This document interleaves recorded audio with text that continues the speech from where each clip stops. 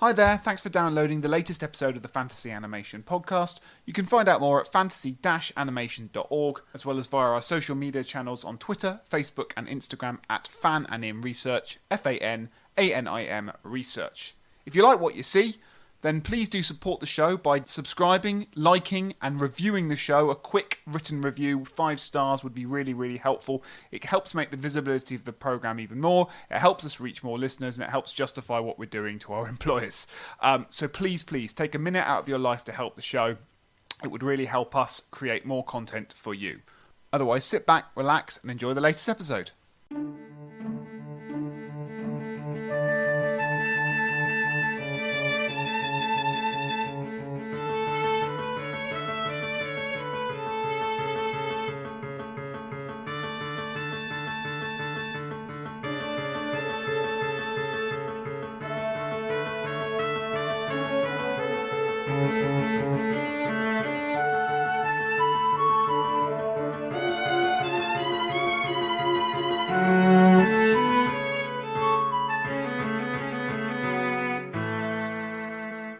Hello again, listeners, and welcome to another episode of the Fantasy Animation Podcast. I'm Alex Sargent. And I am Chris Holliday. And a very confused Chris Holliday this week, I suspect, because finally, after how many episodes, I've managed to get you to do something with dragons in it. Sure. I can remember from when we sat down to record episode 1 on Snow White, you went, "You're not going to make me do too many things with dragons in, are you?" Yeah. And the answer was no, but at some point I would have my revenge, and it is this day. Yeah. Today we're doing House of the Dragon, HBO's prequel series to Game of Thrones, a series very near and dear to my heart, and a series I've published on and written about and thought about quite a lot, and one we've never had time to do on the podcast, so I'm excited to do revisit Game of Thrones by thinking about House of the Dragon, because I think it's a really interesting series in a number of different ways, and plenty to say, of course, in relation to fantasy and world building and high fantasy, and a kind of, post 9/11 riff on Tolkien mythology. Oh, there's loads to say about it in terms of fantasy. Chris, anything VFX-y, animation-y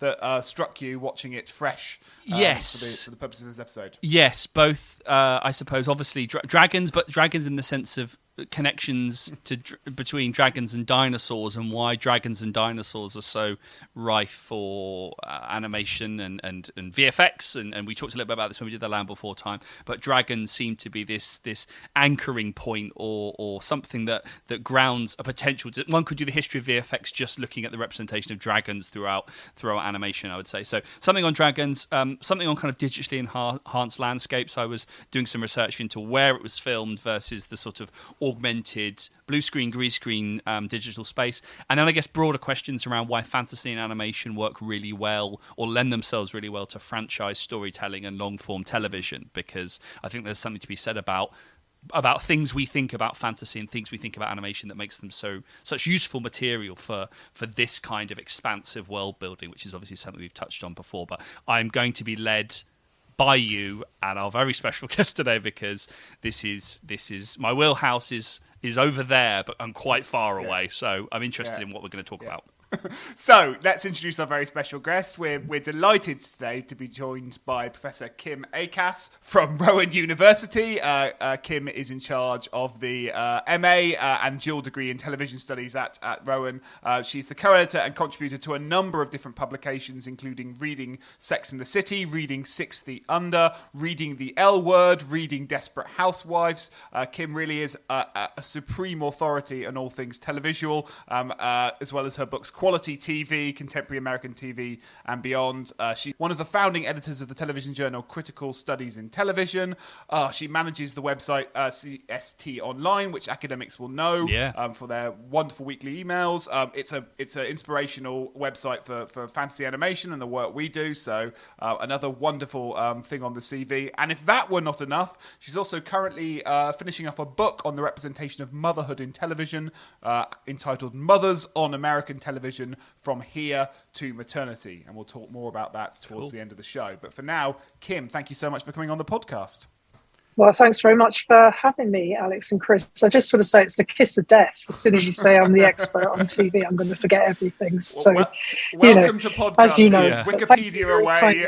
It's all allowed here. So that's absolutely fine. Kim, you're being very modest, because I've encountered your work numbers of times, and I've always really enjoyed your take on the kind of, George R.R. Martin Game of Thrones mythology, and your particular kind of critical lens viewing it through the perspective of gender and specifically the representation of motherhood in these shows. So I guess to start us off, what got you interested in House of the Dragon and more broadly Game of Thrones? Why is it an interesting text to talk about through that angle as far as you're concerned?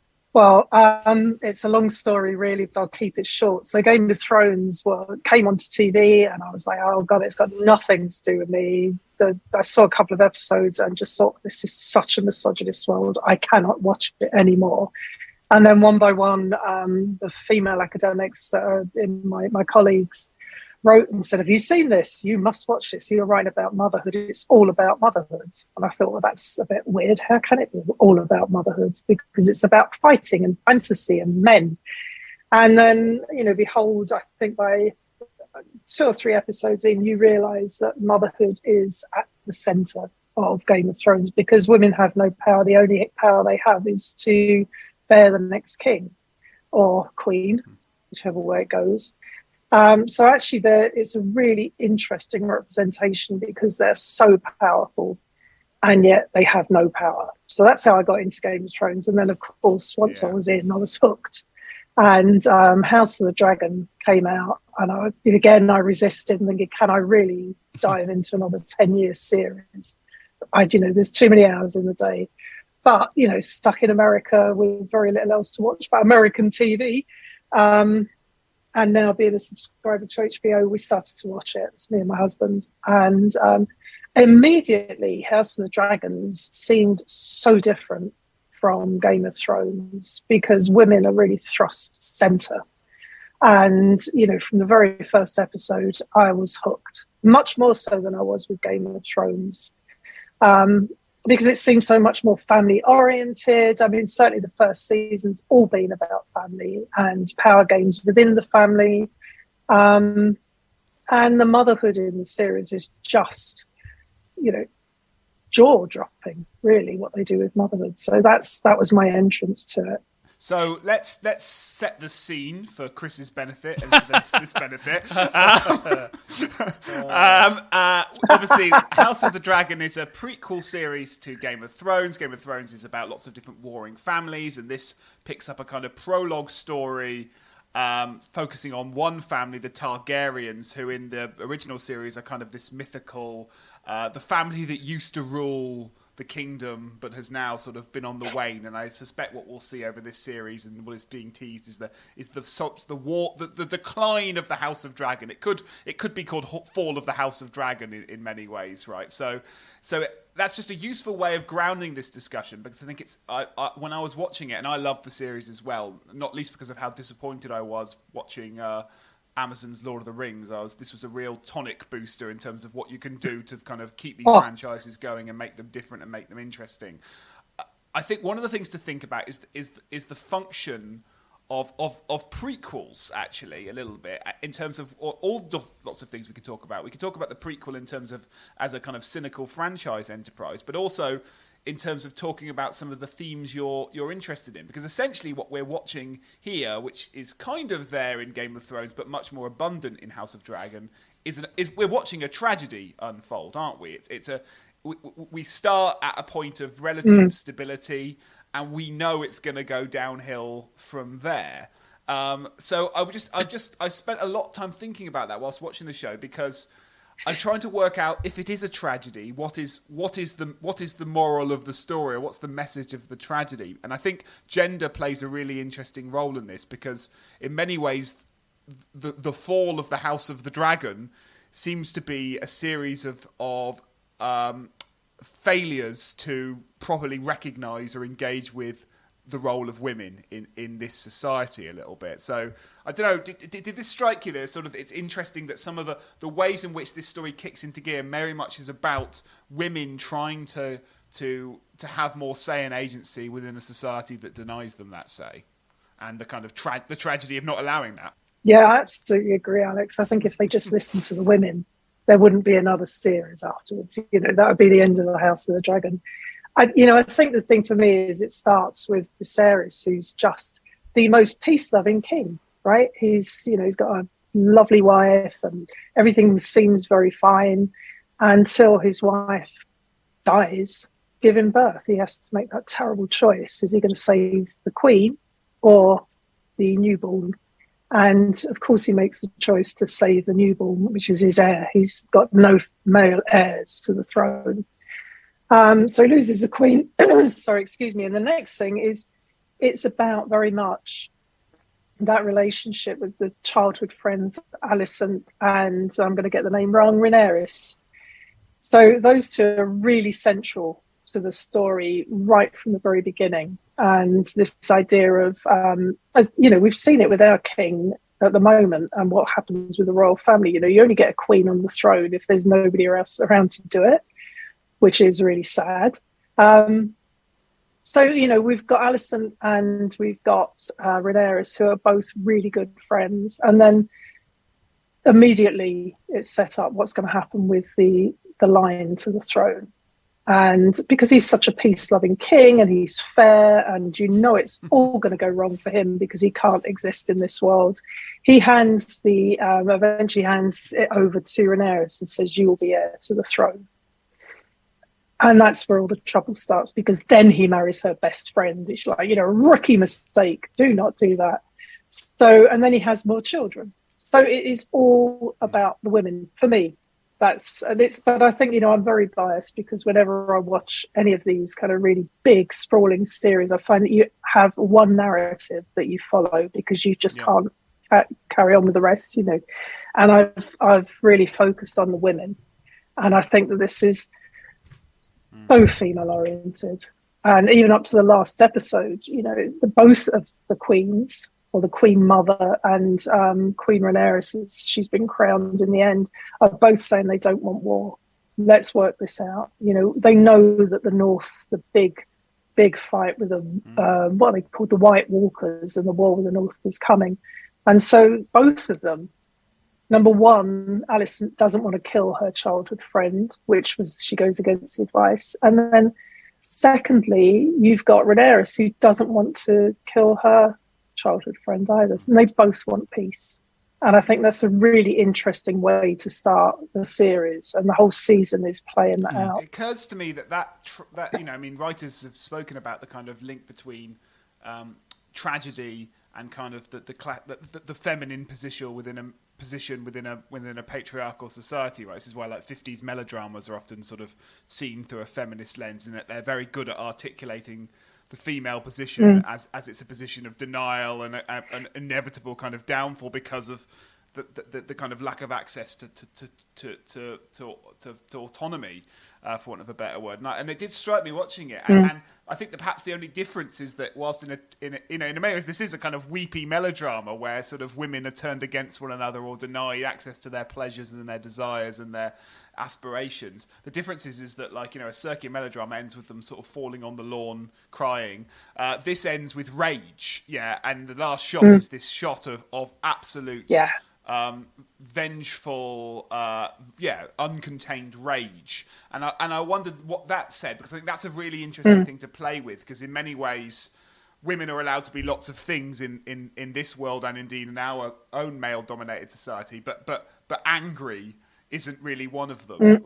And yet there's, the Tiger Mom, the famous kind of book recently that was all about that anger of mother and what you'll do to protect your children. And I think you're absolutely right, Alex. I think it taps into that idea that women can't be angry. And I think, again, that runs through the whole season, that the women aren't angry. They're just learning to live, as we call it, under the radar. They're kind of, plotting their way through. But with the death, spoiler alert, anyone who hasn't seen it, I won't say which one dies, but yes, I should say we're going to talk about series episode 9 and 10 in specific. So if you have not seen 9 and 10, stop when we get to that. But yes, we'll keep on. But this is not the best way to consume the show, everyone. I'd watch it the other way around, then listen to this. Do it that way around. Totally do it the other way around. Yeah, just pause now, go off and watch it, and then come back. Reassess how you're doing this. Exactly. But I think the thing is, Rhaenyra has shown real self-control as, what's her name? The other one that's Rhaenys, the queen that never was. Yes. this is going to get so complicated. I'll do a crib we should sheet. just give him It's all right. I'll put together a crib sheet. Oh my God. So Rhaenys, she absolutely, it should be she's the queen that never was. She should have been really angry all the way through. And the men keep saying, well, why aren't you angry? I mean, Daemon says to Rhaenyra, why aren't you angry?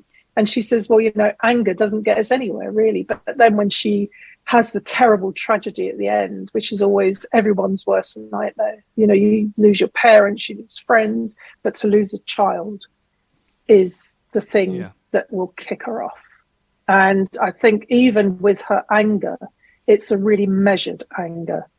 You can see she's absolutely destroyed by the news, especially as she's the one who sent him off to do her bidding. And it just taps into a well that I don't think even she knew existed.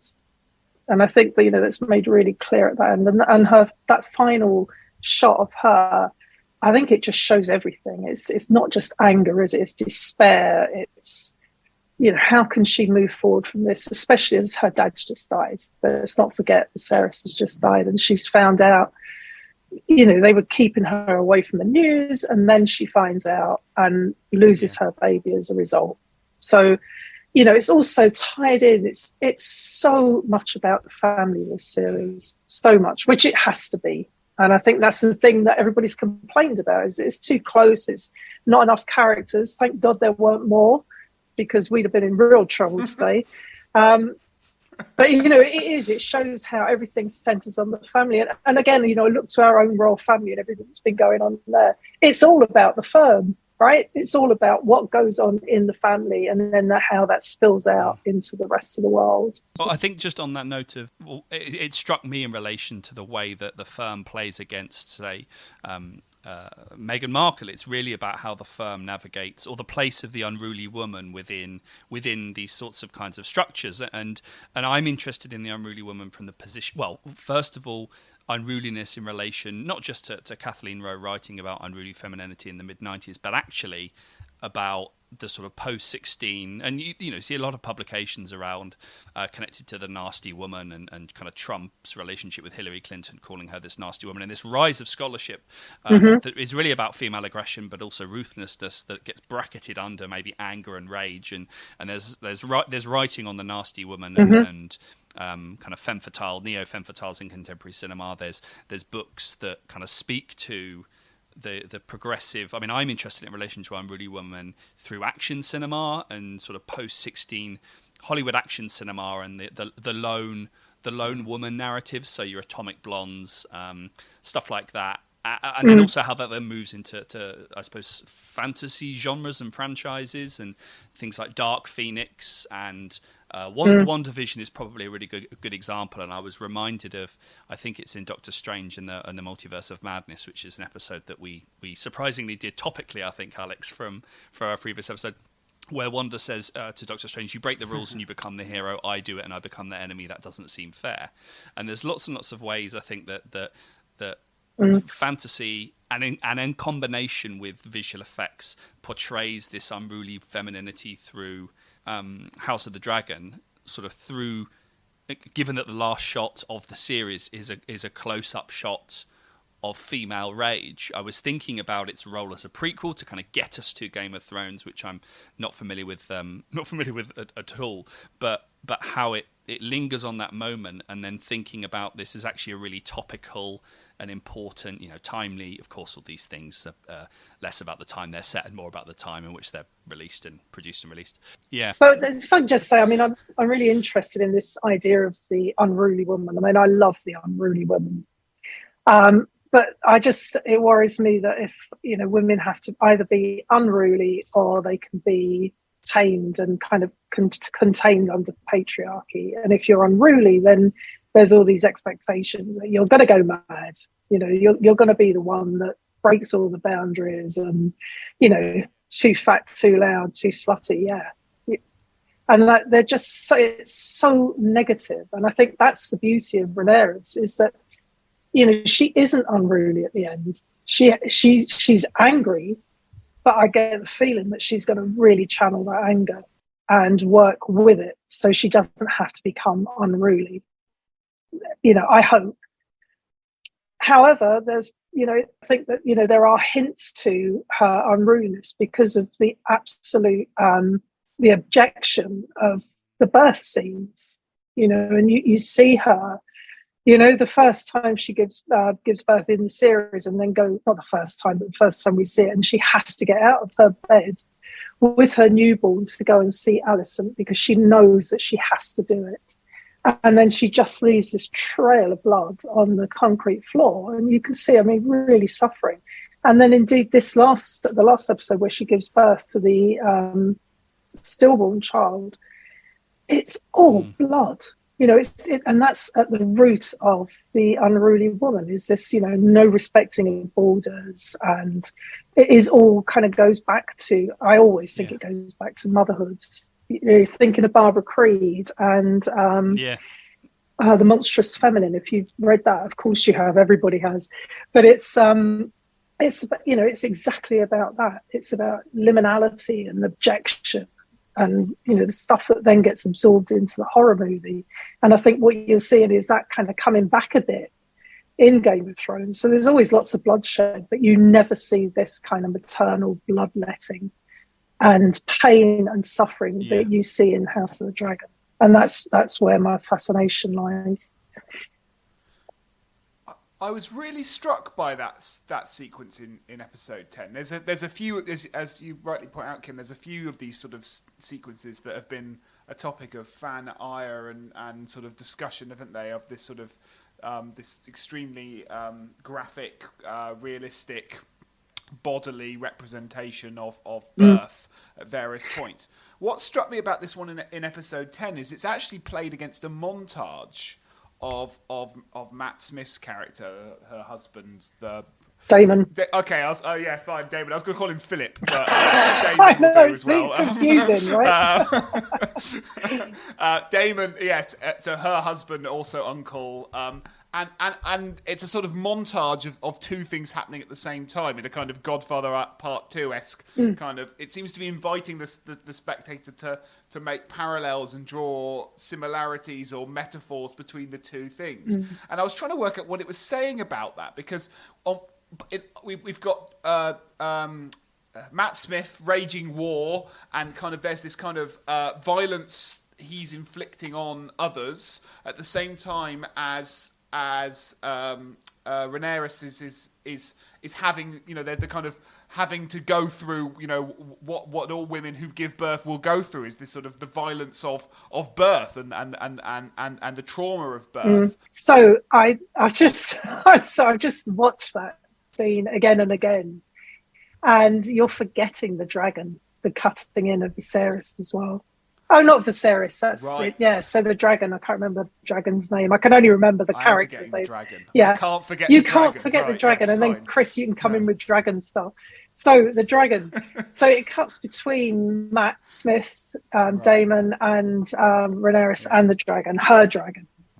And I think it's really, really important, that scene. And I'm sorry if I'm reading too much into it, but yes, you're absolutely right. It is cut between her and her husband, and he's off preparing for war. And something I've just been reading, it says that it's actually about the war within her own body.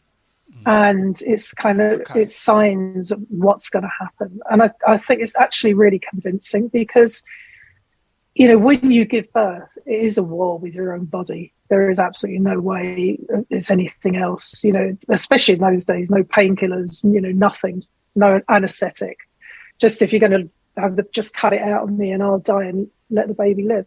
So it does, and she's due, she gives birth early, so she's not due yet. So she's not actually mentally and emotionally prepared for it. So it comes as something like a bolt out of the blue. And so she is actually at war with her own body, while her husband is out there preparing for war with the Seven Kingdoms or the High Towers or whatever. But then being cut with the dragon as well. And I just think that is so powerful, because that precedes the bit where Luke and Aemon are having the dragon fight right at the end. And for me, it shows the link between the women riders and their dragons. It's like the female riders are part of the dragon. As she says at the end, we're nearer gods than humans, and part of that is their bond with the dragons. I feel a bit mad actually because I'm taking this all so seriously. But if you embrace that impulse, Kim, we won't have a podcast. So you're gonna fight it. I'm afraid it's all true.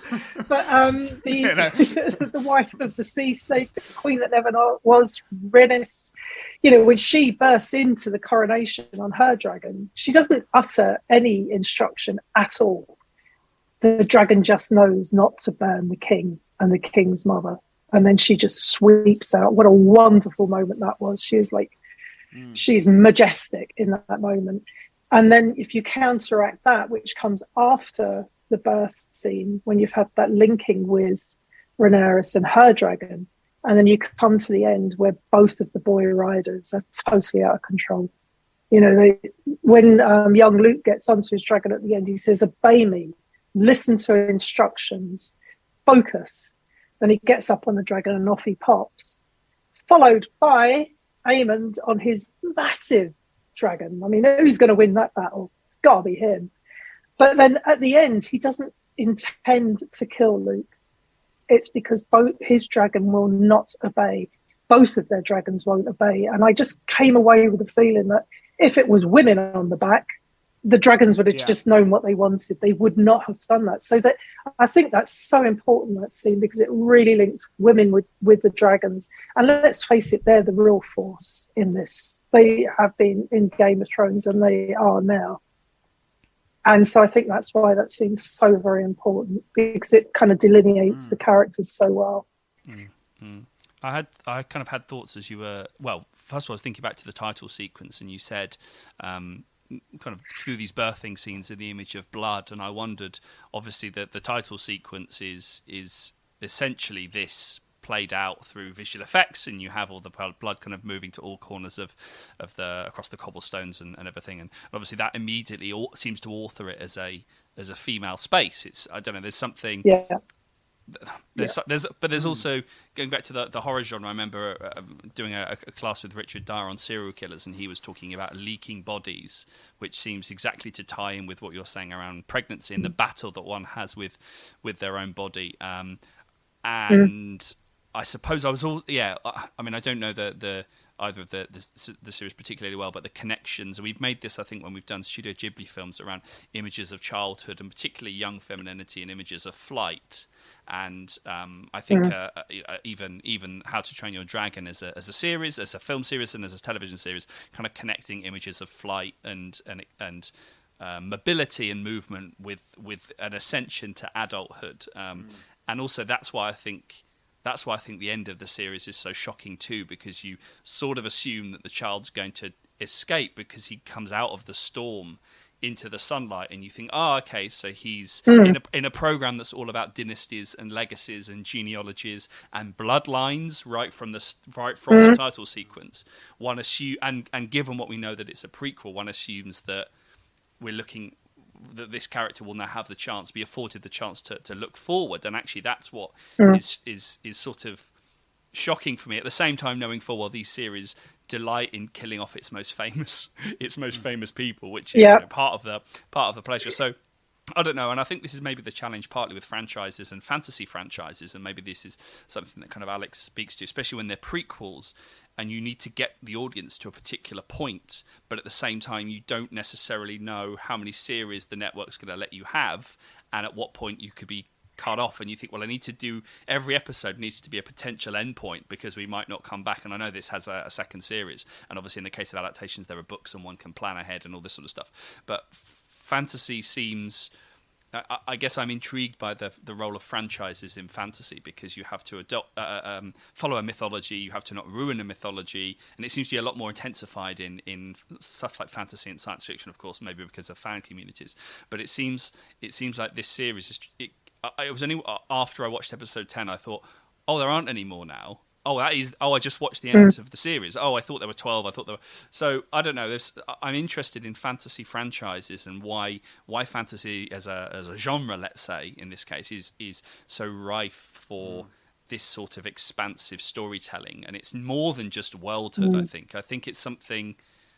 I don't know what it is. I don't know what it is, but the way that this series kind of slow builds, because it's all about these genealogies and bloodlines, it seems to work really nicely with industrial structures of through lines and consistency and sons of, and looking at the cast list, so many.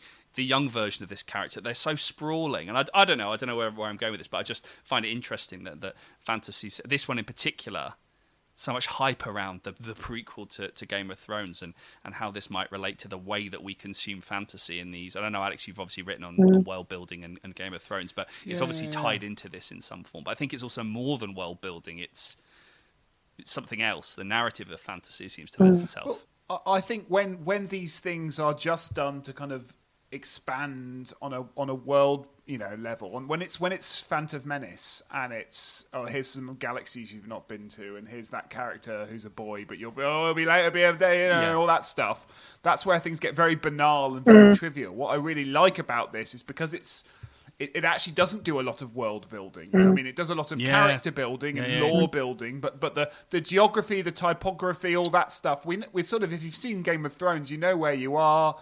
You know, there's a little bit of nodding and winking when various characters visit, the ancestors of other ancient characters and all that sort of stuff. But it's not really consumed with that. What it seems to be more interested in, and this is what I'm more interested in, is having using the prequel as a virtue and having a dialogue with the stuff you already know. And to me, we're talking about the dragons and that sequence you mentioned there, Kim. And I think you're right, because the only time the characters we're most familiar with flying on dragons is Emilia Clarke, is Daenerys Targaryen, the kind of standout character from Game of Thrones, the mother of dragons. Linking back to your absolutely point. Motherhood. She in that she's not. Her children are her dragons. That's kind of made very obvious. It's very explicit, and there is an absolute maternal link between her power, which is ultimately unruly, and the series finds the need to kind of make mad and then destroy, the power of the dragon and her maternal power. With this, and in that sequence, you're absolutely right. It seems to be suggesting that it's almost doing a correction of that damage it did to that character, because it seems to be both celebrating that maternal bond, celebrating the rider and the dragon as a maternal structure, and therefore kind of acknowledging that these men running around on dragons, treating them like great big phalluses, mine's bigger than yours, are ultimately never going to be mastery of this process, because it's not a paternal force. It's not a patriarchal force. It's a maternal force, which sounds really, really interesting, and I hadn't thought about it until that point. But yeah, and so I think having a dialogue with Game of Thrones is very profitable to read those sequences in a nice, nuanced manner. So I like what it's doing there. Also, I mean, I must say that I think for the writers it must be such a relief, because they know where they're going. And I would imagine that HBO have said to them, right, take 5 seasons and get to the beginning of Game of Thrones, or, go off somewhere else. Because I think that, there are so many different families that they can do prequels, sequels, spin-offs, whatever you want to call it, or rebooting. There's all these words that are bandied around for adaptations of some kind. And I think, the big problem with Game of Thrones was that George R.R. Martin didn't finish it. He hadn't finished the book series until after. I don't know if he's even done it now, because I kind of gave up on waiting and didn't read the books anyway, to be honest. But this time they know where they're going. How much better and how much easier. I mean, it's not easy to write, otherwise I'd be doing it and making loads of money and living in Hollywood. But it's got to be easier to have the narrative arc already plotted out for you. And it's just how you get from here to there. And, there's a specific timeline. And so to start small, just to say, I mean, I went back and I looked at the episode review, or the episode contents of the final episode of Game of Thrones, because that's obviously with the motherhood thing. That's where Daenerys comes out of the pyre. She's lost her child. She's lost her husband. She's burned the witch. And then she walks into the funeral pyre with her eggs, and then comes out as mother of dragons. which is very, very powerful in the way that this is very powerful at the end of House of the Dragon. But there were so many people in it. Oh my God, I couldn't even remember these characters. You know, it was just like this huge sprawl of different people. I think that what House of Dragon has done really well is to bring it down to that two central families as well. I mean, maybe a few more, but it's centrally between Alicent and Rhaenyra. That's the beginning of it. Yeah.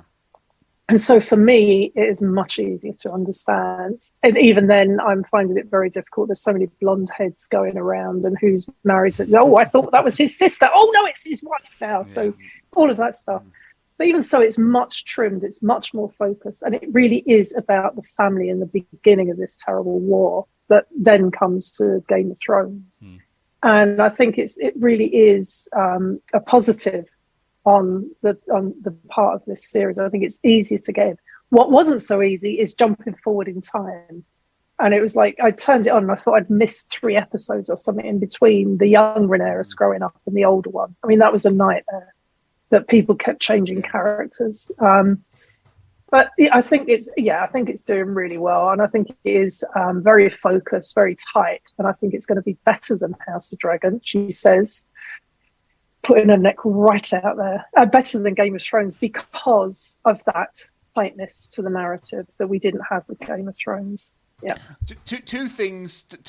I'd love you to defend the series for 2 accusations I will throw at it because we've been very positive up until now. But if we can find positive solutions to this, I'm very up for it because I'm a big fan.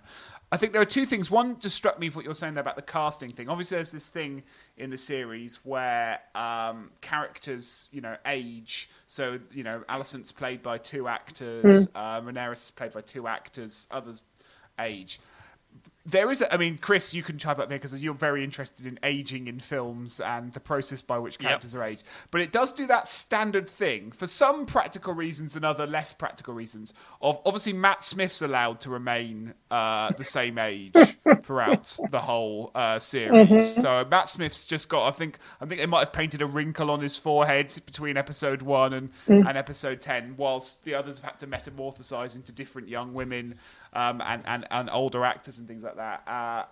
And so it seems to be men, and given that a lot of fans voiced their kind of displeasure at the fact that you settled into one vision of the character and then suddenly had to settle into another one. Does it strike you a problem or anything? There seems to be a certain double standard of who gets recast and who doesn't. Paddy Constantine just gets more makeup put on him, but he doesn't. He gets to still be in the film. And there's a question sort of on aesthetics of like, does this affect our viewing pleasure or change some of the issues? And there's probably just another issue of just like labour and like why do some actors get 10 episode gigs and other actors get 3 or 4 episode gigs, and it seems to be largely gendered as to who decides that. So I don't know. A point of discussion. That was accusation number 1. No, I absolutely agree. But Chris, you're the expert on age. Well, I can tell you personally aging, but yeah. I don't know. Are they digitally de-aged? I'm not sure. Any digital lines on? No. Paddy? Well, I think Chris, or I think it's more. Well, I don't know. There are moments of his death scene where I thought, oh, this feels like there are some digital sort of augmentations to show a sort of withered face. But you're absolutely right.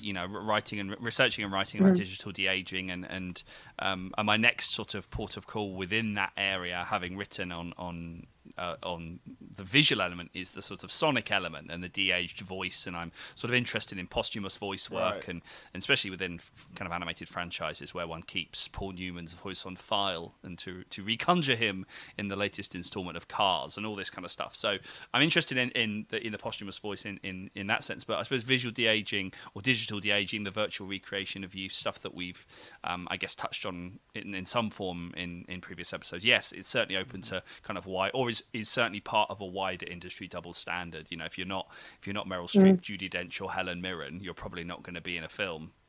Okay. Right. Well, that's accusation number 1. Accusation number 2, and then I'll get positive again. This is a genuine open question. I don't think I know the answer to this because I think I could go 2 ways on it. But it seems to me that we're talking about this idea of tragedy, and we know where this is going, and it's nice to have this sense of an ending and all this sort of stuff.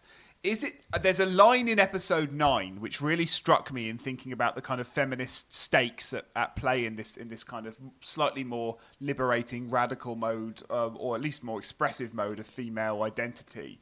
And I can't remember who says it, but it's said to Alicent, who I think is a really fascinating character, and it said, you don't, she's sort of appealing that she's doing her best and she's trying to work within the system and she's trying to, get as much power as she can, but her power is limited. And someone says to her, you don't have the desire to be free. You have a desire to make a window in the wall of your prison. And I thought that was a really interesting line. Obviously, I think it's said by... the sort of it's Rhaenys. Rhaenyra or it's Rhaenyra, it's the sort of older wife of the sea dragon. Yeah, Rhaenys. The wife of the sea dragon, the aunts of our protagonist, and the queen that was denied her throne. So that's the one. So it's obviously spoken with that position of tragedy. So I wonder if could we throw, given that we know that this will end in tragedy, and given that we know where this is going, is it safer, to be provocative, to allow women in this world more agency within a, given that we know ultimately Daenerys is going to fuck everything up, for better words. Is there a risk that what we're actually talking about here is a window in a prison rather than true liberation? It seems like the stakes are higher when we don't know where it's going, because that means there's a possibility that women actually might save this world. When we know they don't, it feels safer in kind of, traditional power structures. I know, it's really that's good accusation number 2. No, it's a good question, because that scene really struck me. And in fact, rewatching 9 and 10, she's so powerful. Yeah. Do you remember the Diana Rigg character in Game of Thrones? I can't remember her name. Yeah. And she was Lady what's her face. She was yes. Anyway, she was the one who eats a lot of fruit. Yes, she's the one who always had these pearls of wisdom, and it looks like that this character Rhaenys or whatever her name is, she is that woman, because right at the beginning she says it's like from episode 8, and I can't remember where it comes from in that episode. She says, "Oh, they'd sooner do something than let a woman take the throne." It's like she's the voice of reason. And then she says in that scene to Alicent, you say you're going to be free, but you build a wall of men. It's like her father, her husband, and her son. And so she's never really going to be free. And yet with Rhaenyra, you see that actually she faces off her uncle husband. And, she is going to get her own way in the end, because actually she is the true queen. We all know that, and we all know that Alicent has done a bit when the king was dying, and she's kind of misinterpreted his words or whatever. So I think, I don't know. I think that if you were to let women have more power, but I think what we're going to see is that they will take more power and then get crushed by patriarchy the way we always are. And I think that's the thing it's going to be, and I think that is going to be the tragedy. Because watching House of the Dragon, I mean, this is going to sound really poxy, but I always look back at, pre-industrial Britain, women were goddesses. We were actually worshipped. We were at the top of the tree because, of course, everybody needed food and grain and fertility and all of that. So women were revered. And then along comes the Bronze Age, they make weapons, and then the men take over, and the rest, as they say, is history. And I think what you're seeing here is a kind of brief flowering of the pre-industrial times, even though clearly they've all got swords, so it's not pre-industrial. But I think we're seeing like the before of the terribleness of Game of Thrones. And this was a moment, I hope, that women are allowed some kind of agency in this world, unruly or not. But, their power is established through the dragons, through the power to give birth and, get up and then start a war at the end of it or not. It's just, and going back to that scene as well, Rhaenyra, she's like, in the time of her worst loss, she's got to make all of these big decisions. If anyone's gone back to work after having a baby, you'll know how tough it is. It is a nightmare because you're trying to just, get back on the horse, forget you've got a baby at home, that kind of thing. And she's had to give birth to a dead baby and then just, pick herself up burn the baby, and then become queen, and then take power. So you're seeing her at the point where she should be at her weakest, but actually she's at her most powerful. So it's really mixed feelings for her and a really mixed message. How are women how are they going to get to where they are? But, go back to Game of Thrones. Daenerys could only be that powerful because she had no children. That was it. She lost her child, and that's when she came into her power. So maybe we're going to see, she has got children, so it's not that, but maybe we're going to see this with Rhaenyra. And I think, let's talk about the names. Daenerys, Rhaenyra. There's something going on there that you can see that this is where Daenerys gets her kind of welly from. Yeah. Well, fire in her blood, I should say, not welly. Yeah. But isn't it interesting though that if I remember rightly in episode, I can't remember if is the stillbirth in 9 or 10? Is it 9? Can't remember. No, it's 10. It's 10. It's 10. Yeah, 10. 10, I think. Yeah. The next episode contains scenes of the childbirth is cued by hearing news of her father. Yeah. Father's death, and also and the usurping of her throne. And so I wondered whether that was, what does that mean in terms of her relationship with her family or her place within her family, and obviously symbolically it's the childbirth is connected to that scene with regards to loss, but it seemed an intriguing. Not rationale, but intriguing moment to have that revealed that her future is usurped, or that she is usurped, so her future becomes more unstable, so that then manifests in her childbirth, in the childbirth scene, where she kind of doesn't want any help from all of these some quite midwives that are standing around going, you need to, and she wants to kind of do it on her own. So there's obviously something. And this is going to sound really obvious, but there is obviously something very tragic about that. Not the outcome of the birthing scene itself, but the moments leading up to this, where she's really isolated. I think she's kind of framed by the window, or she's sitting right by the window, and just this sort of lost. So I really like this idea of sort of women at war with their bodies, because they are going to give birth to people who will go on to fight, and then obviously her other son dies at the end. So I don't know. There's just something really. The idea of this the female body has always been is a space of monitoring and a battleground and all the sorts of things that we know about the way that women are portrayed in media. And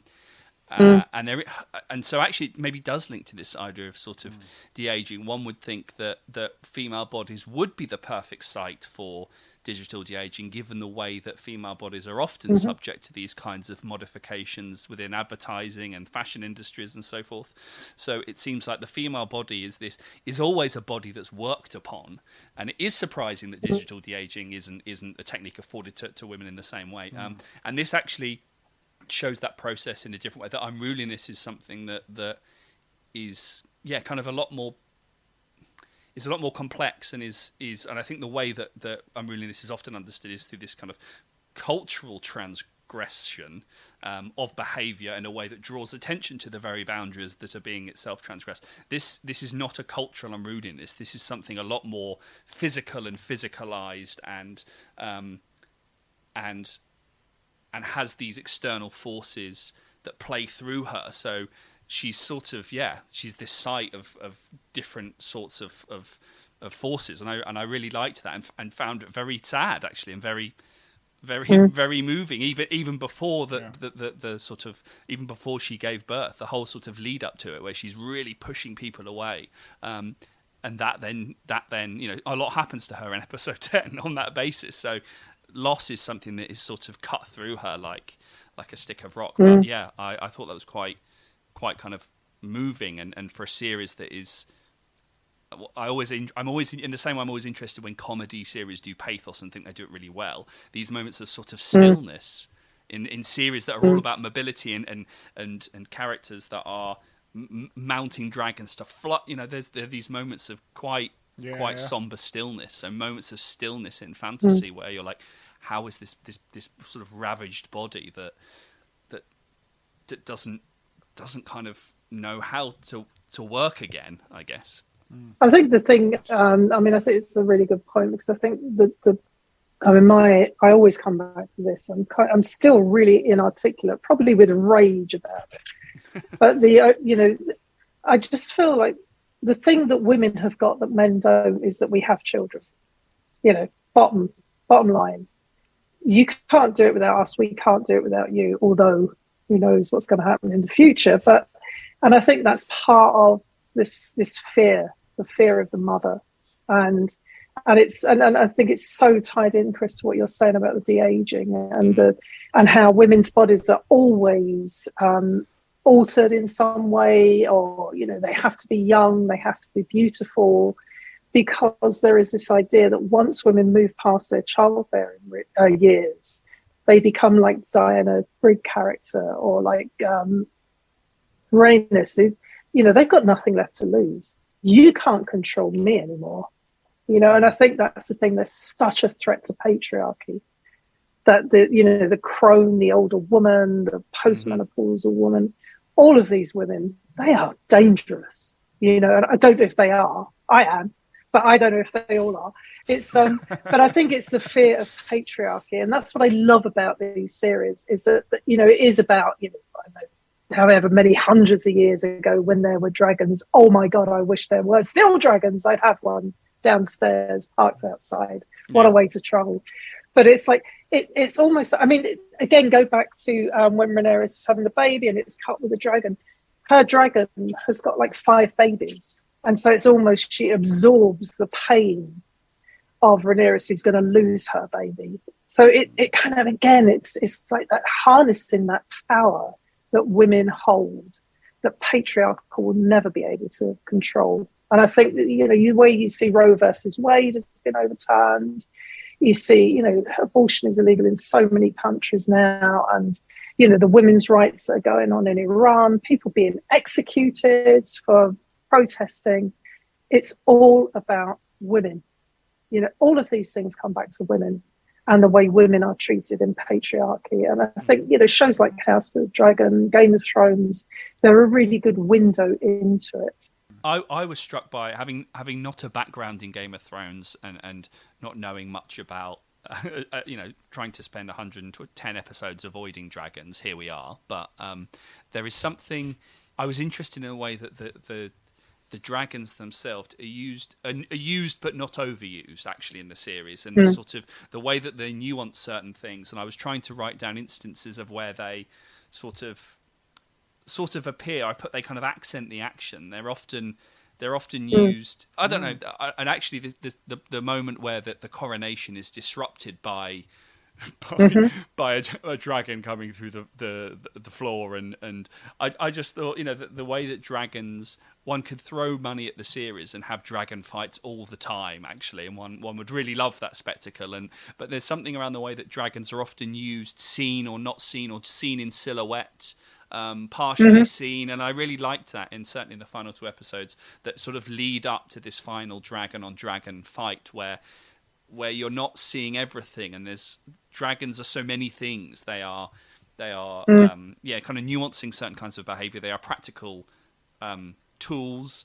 They are unseen threats. One often hears them without seeing them, and I thought, I like the way that the series is sort of using but not overusing essentially something that you could argue this is where the money is. The money is the realization of the dragons. This is what I mean about linking to dinosaurs in histories of animation and going back from Gertie the dinosaur right up to Jurassic Park. The site of technology. I want to know where the money is. I want to see the money. I want to see the blockbuster economics, and I'm going to see it in the realization of the dinosaur. I didn't get that with House of the Dragon. I didn't get that as a sort of, this is the thing you've been waiting for. There was just sort of brooding the whole way through, and I really liked that. That sort of fluctuating visibility of the dragons. And it seemed that the makers really knew when to use them at these really important kind of punctuation marks throughout certain kinds of scenes. That's true. Yeah, I absolutely agree. I think that they seem to be really nicely equated with power, agency, liberality, and ability to kind of break free of these structures. There's another little line where they're plotting the war where Rhaenyra, the older cousin, they're saying like, we'll send a flock of armies to deal with these people, and we'll send a convoy over here, and we need to block up this bit of the harbour so that we can siege King's Landing. And she just sort of says, oh, I'll do that with my dragon. So it's like, we'll send 1,000 people over here, 100 over there, and one woman and her dragon will go and deal with that bit. And it's like this kind of really... It's not spoken about that much. It's not over-egged, but it's kind of that like very nice sort of way of saying a lot whilst kind of throwing away the detail of warfare through this individualised sitting on the back of dragons. Yeah, well, don't forget as well, in the first season of Game of Thrones, we didn't even see the dragons. You know, she carried her dragon eggs around with her everywhere. And it wasn't until the very end of the very last episode where she emerges from her funeral pyre with the baby dragons. They were so cute. And then, like in the second season, you see them growing up. And also, you know, Game of Thrones, it's Daenerys and her dragon that lays waste to Cersei and all of that. I mean, she just goes mad with her dragon. You don't need an army. All the way through, all she's got to do is click her fingers and get her dragons in, and they totally obey her. So you could, I think this is like, you know, the birth story or whatever. This is where it comes from. This is a time when there were more dragons than there were in Game of Thrones. So they actually can just throw money at it. Having said that, did anybody notice how clumsy the dragons are when they come to Earth? I mean, I just find them really, you know, in the air, they're so graceful and they're so powerful. Obviously, they're powerful on Earth as well. But when they land, it's like, and then they go along and these sticky, weird arms, you know, stunted, like bat kind of arms. And they're just so ungainly when they're on the Earth. But when they're flying, they're majestic. Yeah, I don't know. Is it just me? Yeah. Could they not have made them a bit more graceful? No, you're right. I hadn't noticed that. No. It's a good point. Yeah, there's this sort of down to earth with a thud in a kind of literal sense. Yeah. We're getting short on time. I think one final thing I'd like to discuss, if we have time to, very quickly, which is we've talked a lot about the character of Rhaenyra. We haven't talked as much about Alicent, only to sort of say what she's getting wrong in the show. But I think Alicent's just a quick character we should speak a little bit about, because I found that pairing. I thought both characters were really, you know, interesting and complicated, and does that thing that Game of Thrones characters often do, which is sort of, you know, you'd struggle to say either of them are good people in the sort of traditional sense of the word, but they certainly feel real and like, you know, complicated, contradictory human beings. And I found that with Alicent, in a way, Alicent's sort of a slightly more human version of Cersei in a way. She's sort of up to similar tricks and has similar vices.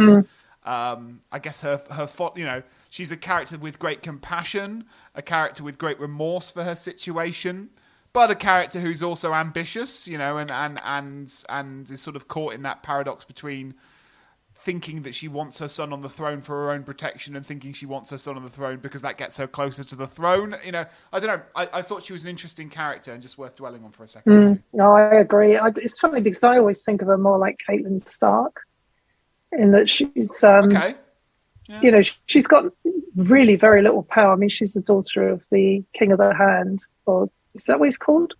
Yeah, Hand of the King. Hand of the King. Yeah, King of the Hand, she's daughter of Hand of the King and does what she needs to do in order to get some power. So, yeah, you're right. You know, like Cersei, she's working her angle. And again, what I think you're seeing is the two versions. You know, Rhaenyra, she's the true born heir, and Alicent is kind of nothing. And how is she going to get some power in this terrible world where otherwise she would have none? So you have to marry somebody. And, you know, let's not forget, we're going on about aging. Viserys is quite old when she marries him. You know, he's not her brother or her uncle, which, you know, let's be glad of some things, but he's quite old. And so she does make, you know, she kind of steps into this place. And then at the end, you get the feeling that she really did love him because he's a really nice man. You know, let's look back to Viserys, who was a really kind and very fair king. And so she didn't get really a bad deal, did she, to marry him? She kind of, at the beginning, she doesn't want to do it, but then she's like, oh, all right, well, what else am I going to do? Can't even watch TV in this world. I'll just marry the king. And I think she's struggling all the way through. It's such a good performance. I always say one Olivia Colman, but it's not. It's Olivia Cook. I mean, I think she's just so wonderful in it. But she's, both of those female leads are actually amazing performances because of the stillness. They're allowed to be still. You're allowed to see relationships that they have. You're actually allowed to see the relationships they have with their children. And so, when it comes to her getting her son on the throne, Aegon, she is like Cersei. She'll do anything for her kid.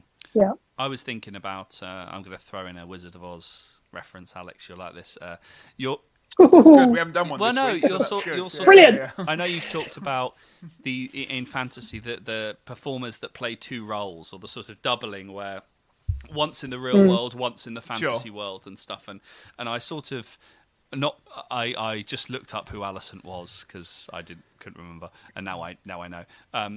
I was thinking about these sorts of House of the Dragon in terms of warring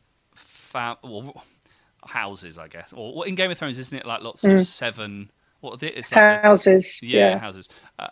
Houses are sort of families. But sort of like what that does is it creates that doubling effect because you have these comparisons between all these different. Oh, that's the equivalent. Oh, that's the same. You have the two female leads of equivalent age. You have this character. You have Rhys fans and you have Paddy Considine, and you have all these kind of these warring houses allow you to play with that kind of doubling. And I don't know what that means for the spectator's ability to orient themselves in I want to be like that, but not like that. But maybe with a bit of that behaviour. And it seems really interesting that these narratives of dynasty and family and so forth are structured by these quite explicit parallels that you were talking about, kind of, Kim, when comparing kind of these female characters, the equivalents. I don't know, it just seemed that there was an interesting that fantasy with its ability to conjure these kinds of worlds creates that sort of parallel doubling effect that obviously the Wizard of Oz does quite explicitly in so many fantasy films that you will be able to tell me do quite explicitly. But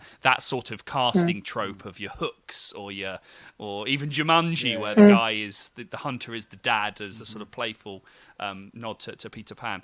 It just seemed that these kinds of expansive worlds, these expansive it's not about world building, it's about family building actually, create the opportunity for some really intriguing parallels between and different I guess I was going to say structures of feeling, but I'm not going to say that, different registers of empathy, let's call it that, between different warring families. But I'm pleased to have been carried along in this episode with you, because I don't think I'd have.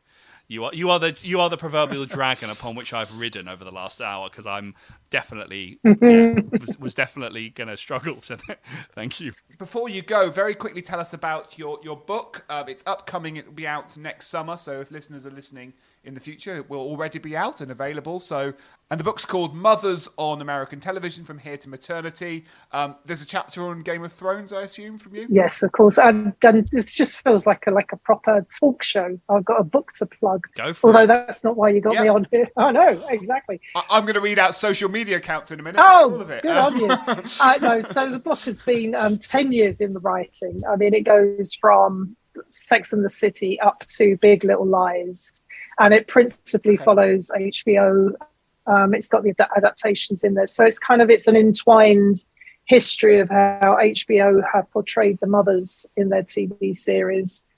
It's about patriarchy, politics of the TV industry. I mean, it's taken me such a long time to write, and it is such a relief to get it out there.